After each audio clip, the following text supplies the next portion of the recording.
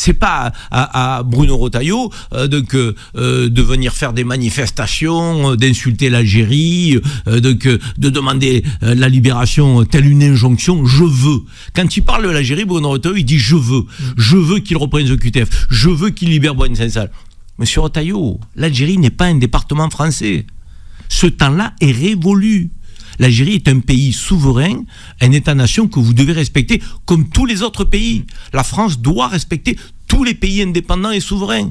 Et si la France veut être respectée, elle doit d'abord et avant tout avoir une posture de respect. Et si vous parlez comme ça avec l'Algérie, jamais l'Algérie n'entendra vos messages. Les injonctions ne marcheront pas avec l'Algérie et le gouvernement algérien. Ça ne fonctionne pas. D'ailleurs, ça ne peut pas fonctionner avec aucun pays. Et lorsque vous faites de la diplomatie, vous essayez de convaincre, vous négociez, vous êtes dans des compromis.